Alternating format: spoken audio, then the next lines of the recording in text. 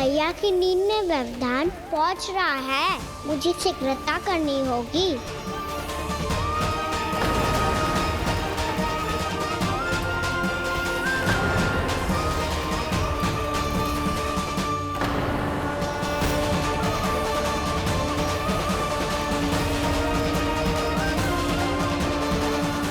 कुछ ही समय पहले बुझती हुई चिंगारी से घबरा गया था, अब इतने विशाल दावानल को निगल गया।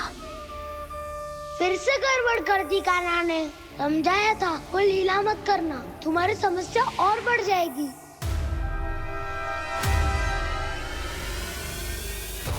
अब क्या करूं दाऊ?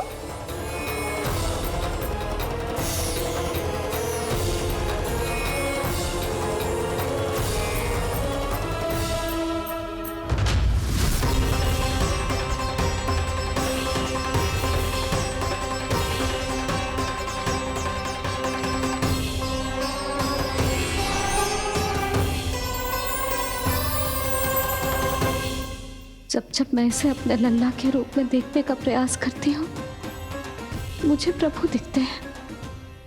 कैसे कैसे समझाऊं अपने आप को?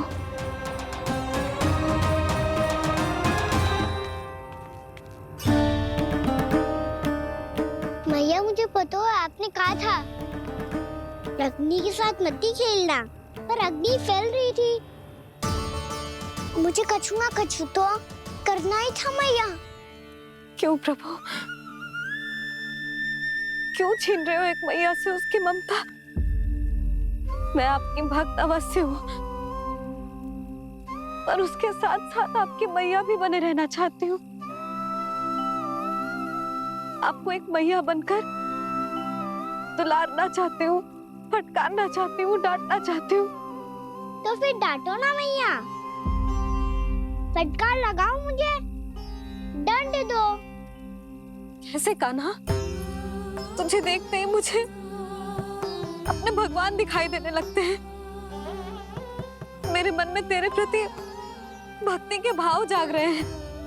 मैया, ऐसा मत ही करो ना।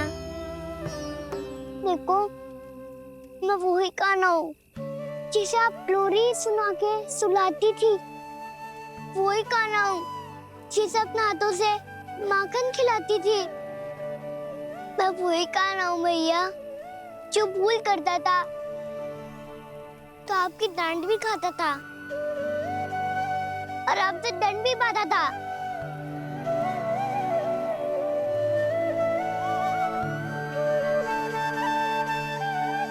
मैया, एक बार मेरी ओर देखो तो सही। मैं वही कान्हा हूँ जो आपकी पूछ बनके पूरे वृंदावन में घूमता था, जिसे चलना बोलना सब सिखाया आपने। पहले मेरा सत्य जाने बिना आप मुझे अपने लल्ला की तरह व्यवहार करती थी। अब मेरा सत्य जानने के बाद भी अपने लल्ला की तरह ही मुझे अपनाना होगा, क्योंकि मैं तो वही हूँ, आपका कान्हा।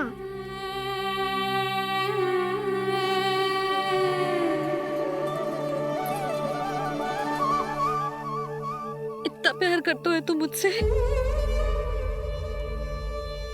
जब मैं तेरे भीतर भगवान का रूप देखती हूँ तो मैं भयभीत हो जाती हूँ कान्हा। ये सोच के कि तू मुझे छोड़ के तो ना चला जाएगा। कहीं गया भी तो सदैव आपके हृदय में ही रहूंगा। वही तो है मेरा असली निवास।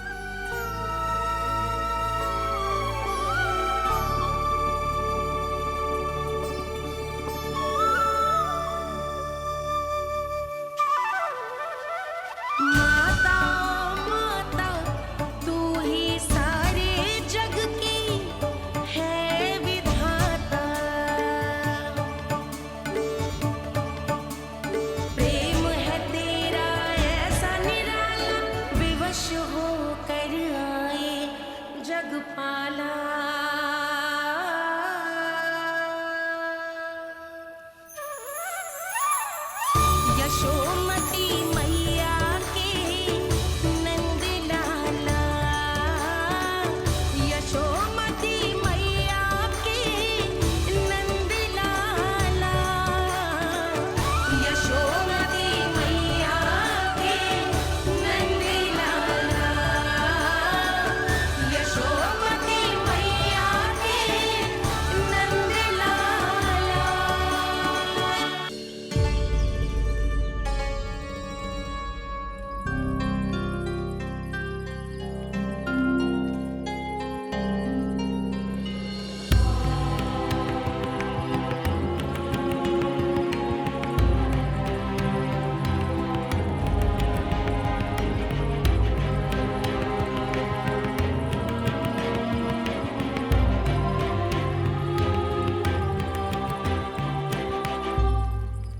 लल्ला शीघ्र पैक कर, घर पहुंचकर झाड़ बुहारी भी करनी है।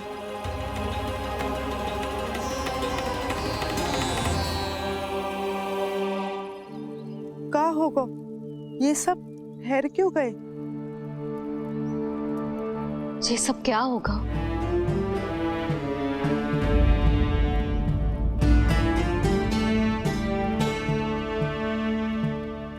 कल ही तो हम इस क्षेत्र की सुंदरता की प्रशंसा कर रहे थे ना, और आज कछु बचो है तो बस चिंगारियां, भस्म का ढेर और विनाश का दृश्य।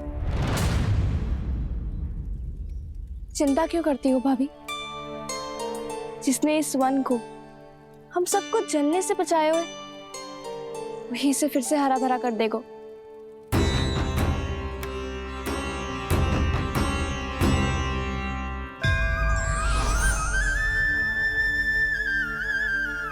नंदराज, इस समय घर जाना सुरक्षित होगा?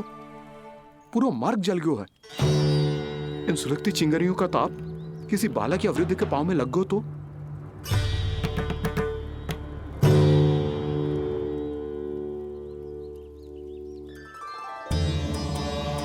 चिंता की कोई बात नहीं है बाबा, हम सब महर्षि गर्ग के आश्रम में जा सकते हैं। वहाँ सारी व्यवस्था हो जाएगी, वो यहाँ से अधिक दूर भी नहीं है।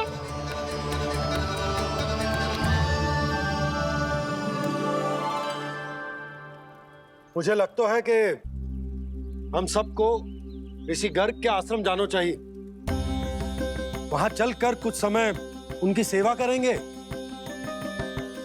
और जैसे ही अग्नि शांत हो जाएगी और वृंदावन जाने को मार्ग सुरक्षित हो जाएगा, हम सब वापस लौट चलेंगे। अच्छा विचार है। वही महर्षि गर्ग जिन्होंने मेरा नामकरण करा था।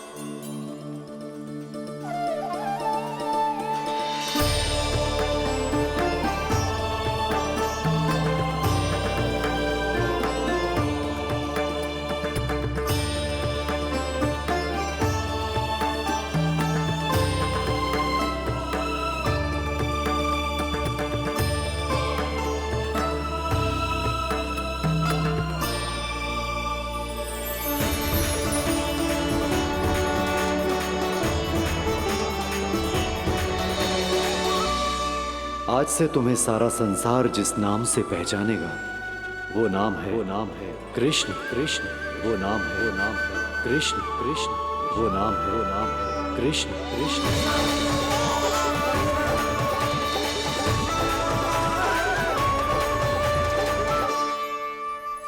प्रणाम ऋषिवर।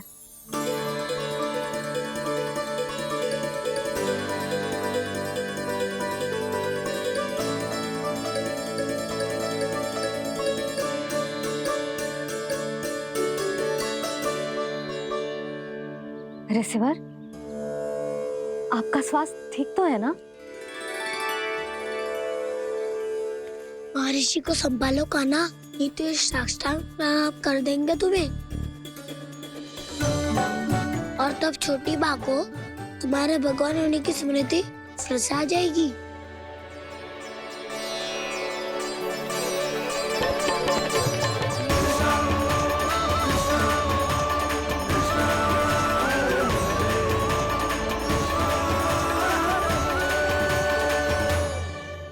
भक्तों को भगवान के दर्शन मिलते हैं, मुझे तो साक्षात भगवान ही मिल गए।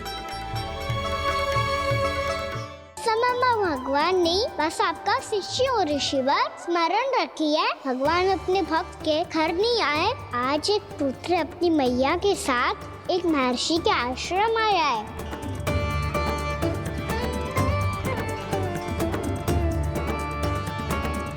देखो तू इसे, ऐसे हृदय से लग रहा है जैसे कितने अच्छे से जानता हूँ। जानते हो भैया, बाबा ने कितनी बार बताया हो इनके बारे में कि कैसे मेरा नामकरण करा था, इसीलिए तो इतने विशेष है ये मेरे लिए।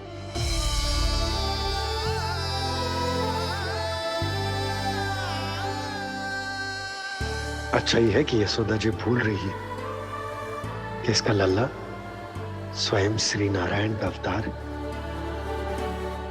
आप सभी का यहाँ आना बहुत ही प्रसन्नता की बात है। आप आए हैं अपनी इच्छा से, परंतु मेरी इच्छा के बिना जा नहीं पाएंगे।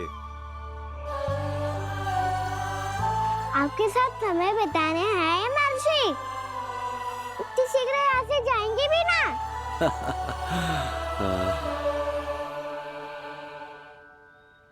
लगता है कान्हा के मस्तिष्क में कोई योजना है, कोई फिर से कोई लीला तो नहीं करने वाला ये।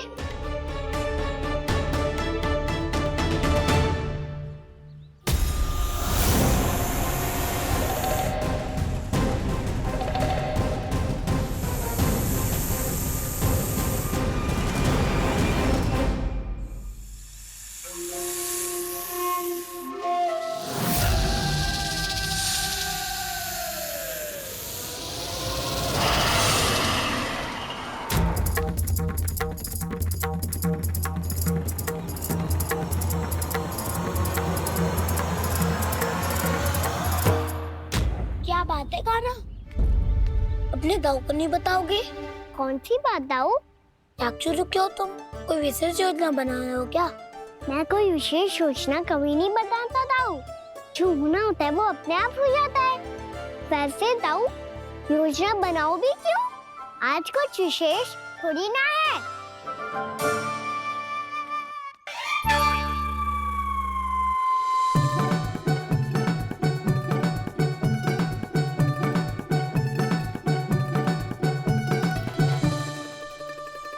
अच्छा, तो मेरा जन्मदिन इसके लिए विशेष अवसर नहीं है, या फिर इसे स्मरण ही नहीं है कि आज मेरा जन्मदिन है?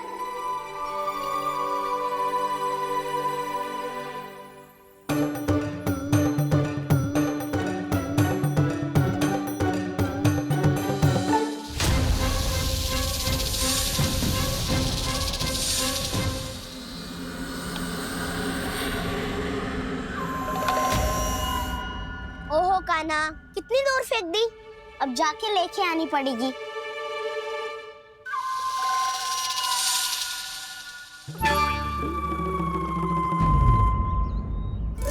बलराम, वहाँ खड़े क्या हो? आओ खिल्ली लेके आते हैं।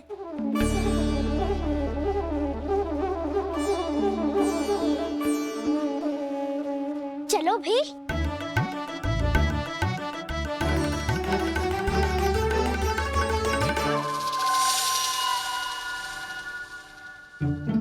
अब मेरी बारी है। नहीं नहीं, अब मैं खेलूंगा। क्या हुआ दाऊ, क्या देख रही हो? ऐसा लगा कि जैसे कोई था यहाँ। वरना दाऊ कोई ना कोई तो जीव जंतु होगा ही। छोड़ो ना, अब आपकी बारी। मार गिल्ली बल लगा के। हाँ हाँ, बलराम को खेलने दो, अभी अभी आया ना।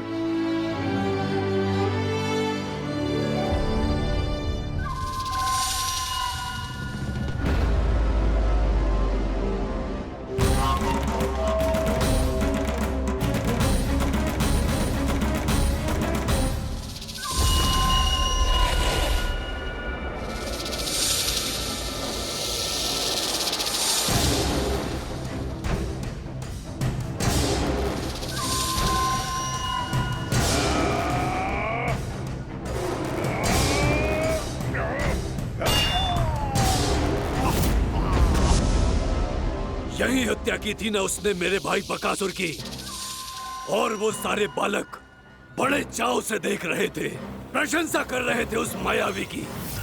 मेरी बहन पूतना के हाथों से तो बच गए, किंतु अब मेरे क्रोध से, मेरे भीतर दहकती प्रतिशोध की अग्नि से अब ना तो वो बालक बचेंगे और ना ही वो विष्णु अवतार। और भूलना मत, महाराज ने क्या कहा था, सीधे सीधे उस मायावी का सामना नहीं करना है तुम्हें। वो बालक बहुत चतुर है।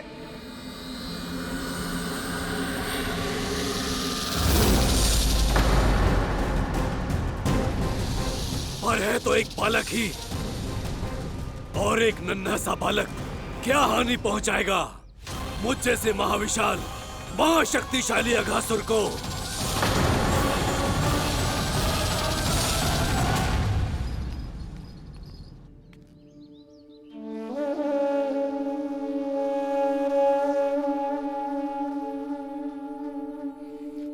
पता नहीं तेरी मैया क्या क्या सोच रही होगी। विवाह के समय एक दूसरे को वचन दिया था, कभी भी एक दूसरे से कछु ना छुपाएंगे। और मैंने कितने वर्षों तक तेरे दिव्य होने की बात उससे छुपाई।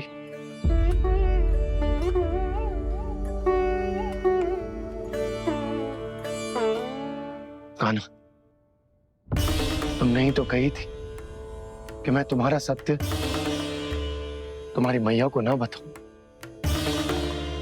फिर तुमने स्वयं ही उन्हें अपने सत्य के बारे में क्यों बताया?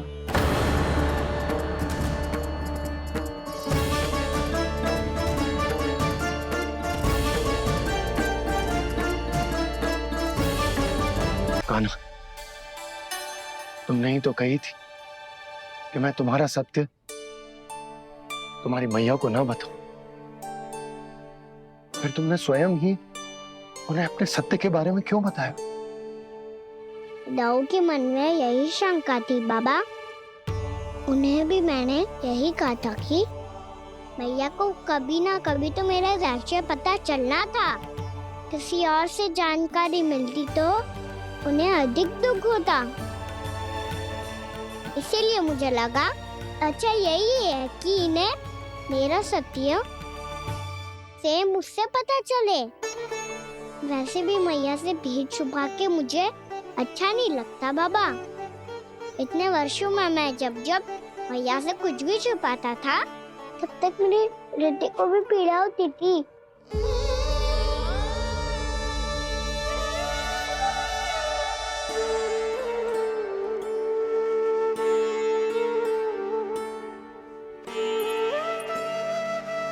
मैं समझ सकता हूँ कान्हा। क्या सोच रहे हो? कछु ना। क्या कछु ना? पता भी है ये सारे बालक कल रात से भूखे हैं। दो। कान्हा चल।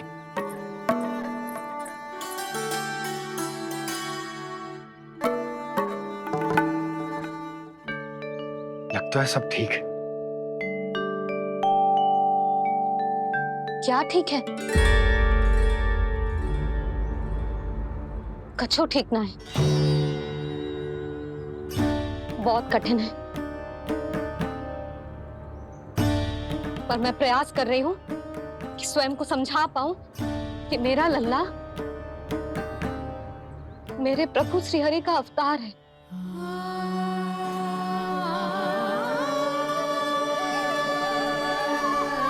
ठहर, तू कहाँ जा रहा है बिना बताए? पूरे संसार के लिए तू दिव्य होगो, मेरे लिए तू केवल मेरा लल्ला है। समझ आई? अब आके कछु खा ले। आ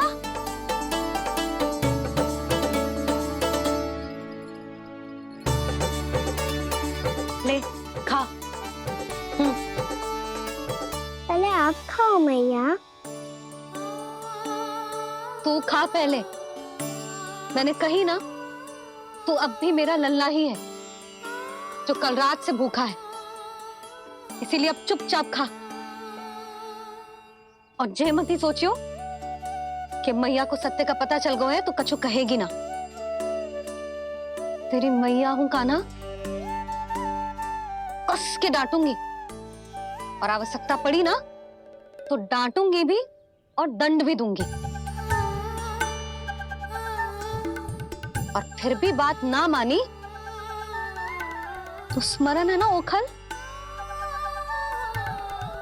जी देख यहां भी है।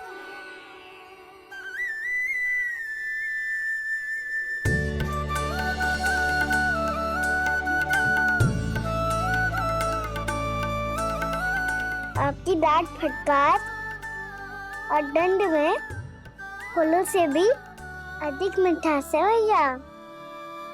प्रेम है तेरा ऐसा निराला, विवश हो कर आए जगपाला।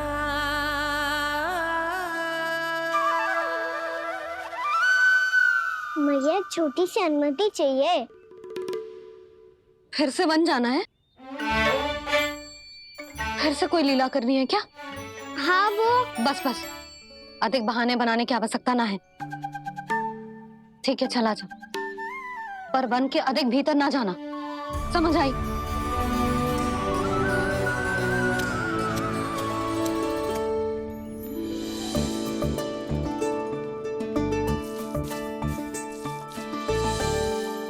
चलो मिल गई अनुमति।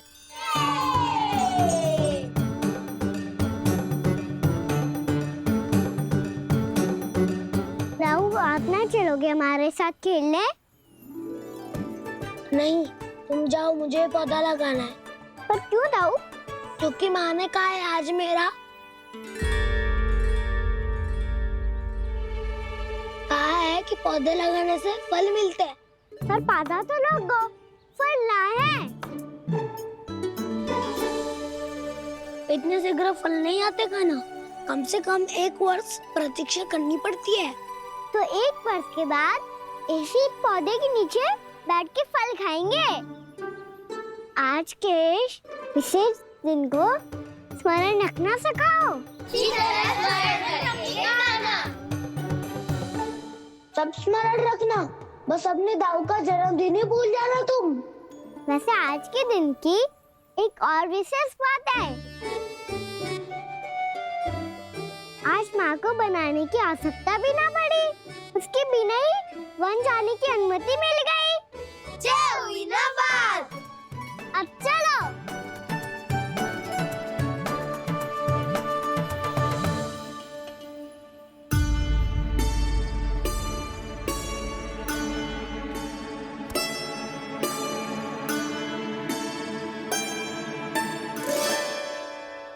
बलराम, कहाँ थे तुम? अच्छा तुम्हें पता है, महर्षि गर्ग ने मेरी विनती स्वीकार कर ली है। तुम्हारे जन्मदिन के विशेष अवसर पर तुम्हारे लिए विशेष पूजा करेंगे वो। जो किसी को स्मरण ही ना रहे, वो कैसा विशेष अवसर? क्या हुआ? किसी ने शुभकामनाएं नहीं दी? सखा बोले तो कोई बात नहीं, पर छोटा भाई भूल गया माँ।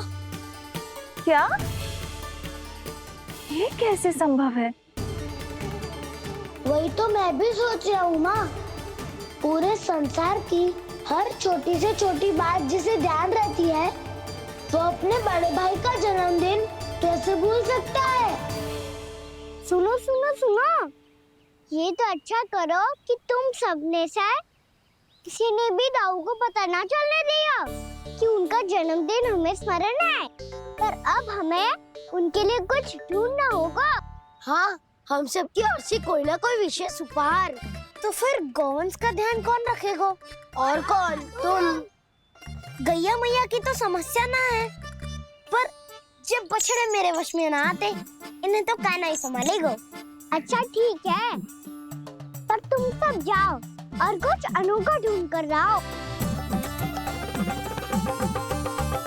गए सब? अब इनकी अनुपस्थिति में शांति से अघासुर का अभिमान भंग करूंगा। इसे क्या लगता है ये मुझे अपने जाल में फंसा लेगा? इसके मित्रों को मृत्यु के जाल में ऐसे फंसाऊंगा मैं कि ये रक्षा की भिक्षा मांगेगा मुझसे।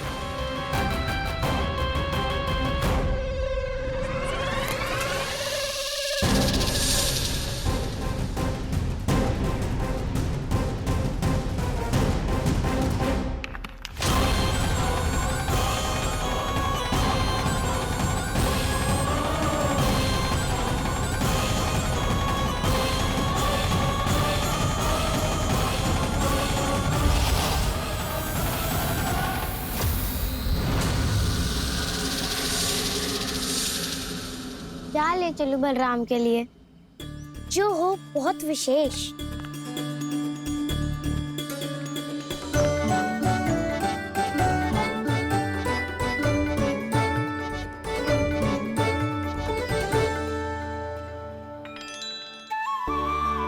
ये फल उसे बहुत प्रिय है।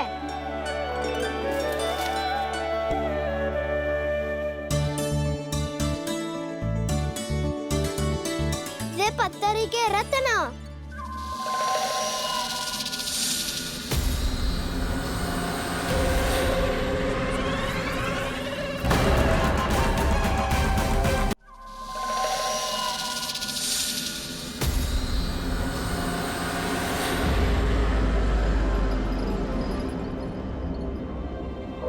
सका अजगर। भयभीत मत हो वसंता, ये तो केवल एक कंदरा है। अजगर हो तो ऐसे मुंह खोल के थोड़ी ना बैठे रहते हो।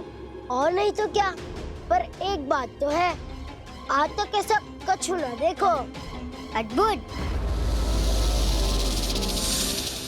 चलो भीतर चल के देखते हैं, क्या पता बलराम के लिए कुछ अनोखा, कुछ अद्भुत मिल जाए।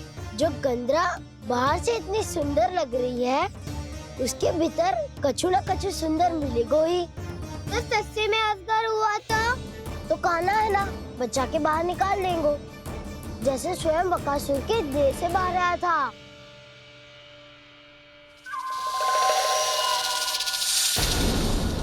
ये अजगर ही है, अभी अभी आंखें खोली इसने।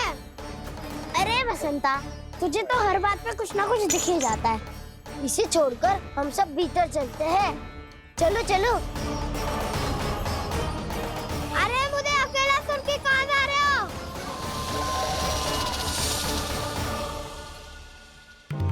बहुत देर हो गई मुझे अकेला देखकर भी। अगासुर ने अभी तक आक्रमण नहीं किया।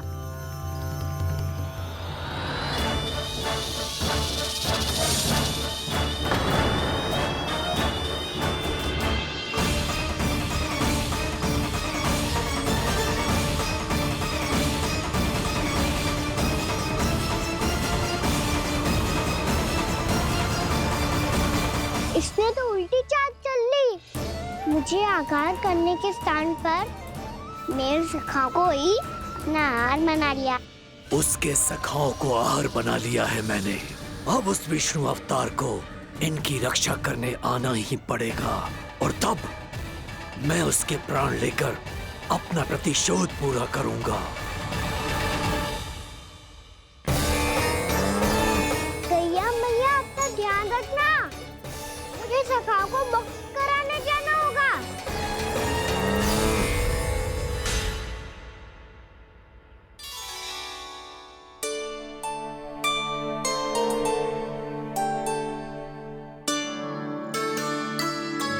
बड़ी अच्छी सुगंध आ रही है। किसके लिए पका रही हो? कान्हा और उसके सखाओं के लिए। अभी तक जैसा वापस ना आए हैं, अब मैं ही जाऊंगी, जाके दे आऊंगी। उन्हें भूख लगी आई होगी ना। यशोदा, मैंने तुमसे इतनी बड़ी बात छुपाई, उसके लिए मुझसे क्रोधित हो ना? ना, आपके स्थान पे मैं होती तो मैं भी ऐसा ही करती। और भगवान की इच्छा से बड़ा तो और कछु ना होता है। पर अब मुझे जाना होगा। जिस सारे बालकों ने रात से केवल फल खाया हुआ है।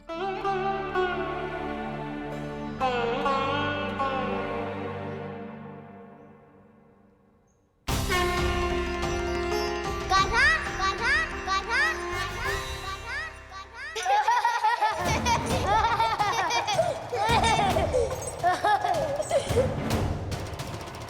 ध्वनि गूंज रही है। ये कंदरा ही है। चलो और भीतर चल के देखते हैं।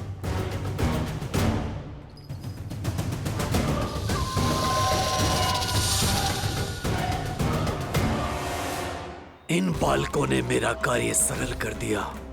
स्वयं ही कृष्ण को खींचकर मुझ तक ले आए।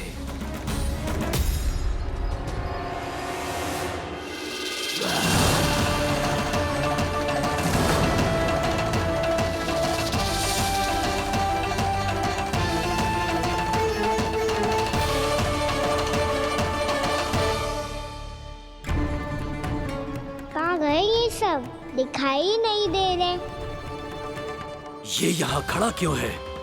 भीतर आ बालक, ताकि तुझे और तेरे सखाओं को एक साथ बचा लूं मैं। लगता है अब मुझे ही कुछ करना होगा।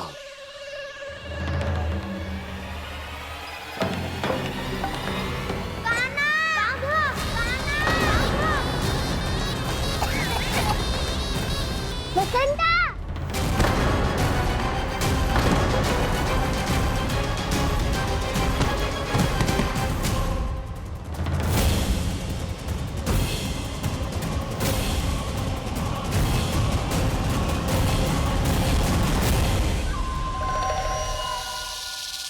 चिंता मत करो सखा, मैं आ गया हूँ।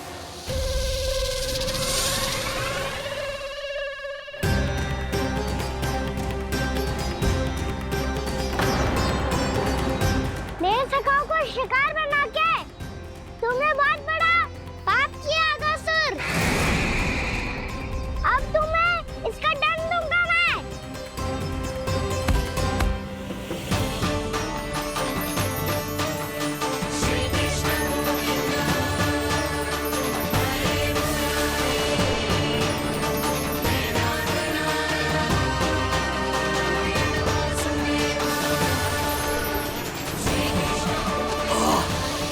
ये क्या हो रहा है मुझे? कैसी माया है ये?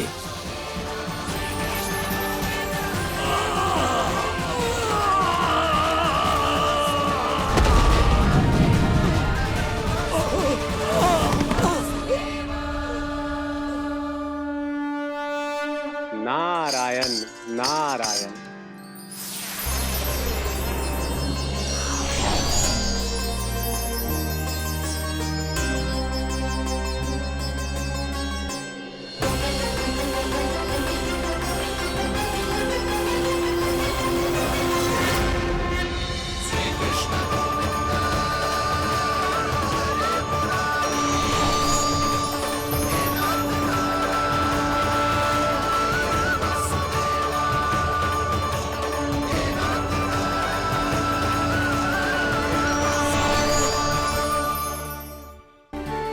मैंने इतने पाप किए हैं प्रभु, फिर भी आपने स्वयं मुझे मुक्ति प्रदान की।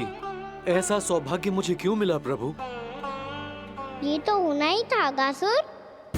यही था विधि का विधान।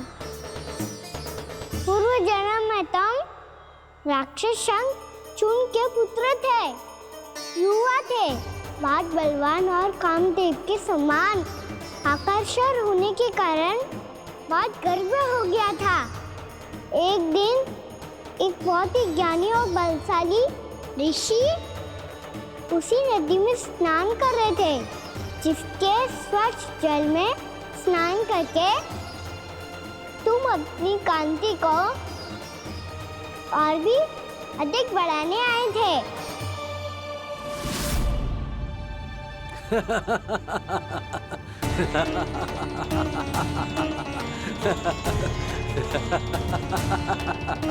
ये क्या देख लिया मैंने? भला कोई इतना वक्र भी हो सकता है? एक कुरुवृद्ध, इसी क्षण मेरी दृष्टि से दूर हो जा। किसी भयानक श्राप की भांति कहीं तेरी इस देह की छाया मेरे सुंदर स्वरूप पर न पड़ जाए। भाग जा यहाँ से।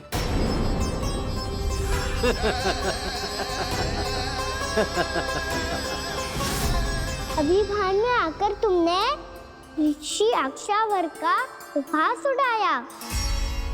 उन्हें तुम्हारे स्वभाव पर बहुत क्रोध आया और इसीलिए तुम्हें विधि का पाठ पढ़ाने के लिए उन्होंने तुम्हें श्राप दे दिया। तुझे अपने अभिमान का पश्चाताप न हुआ तो इस ऋषि का तपोबल व्यर्थ है। मैं तुम्हें श्राप देता हूं ऐ मूर्ख। तू इसी क्षण ब्रह्मांड का सबसे कुरूप सर्प बन जाएगा। कुरूप सर्प बन जाएगा।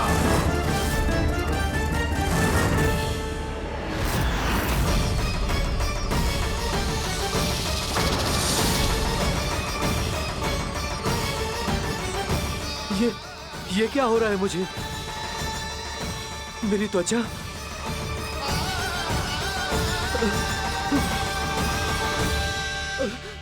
क्षमा ऋषिवर, क्षमा कर दीजिए मुझे। मुझसे बहुत बड़ा पाप हो गया ऋषिवर। मैं मूढ़ हूं, अज्ञानी हूं मैं, किंतु अब मुझे अपनी भूल का आभास हो गया है ऋषिवर। पश्चाताप की अग्नि में जल रहा हूं मैं। आप तो कृपालु हैं, दयालु हैं, मुझ पर कृपा करें, मुझ पर कृपा करें, क्षमा कर दीजिए मुझे, क्षमा कर दीजिए। मैंने तुम्हें क्षमा किया अघासुर, पर मैं चाहकर भी अपना श्राप वापस नहीं ले सकता। पर तुम्हें वरदान अवश्य दे सकता हूं। तुम्हें अपने श्राप युक्त जीवन से मुक्ति स्वयं श्री विष्णु के कर कमलों से मिलेगी।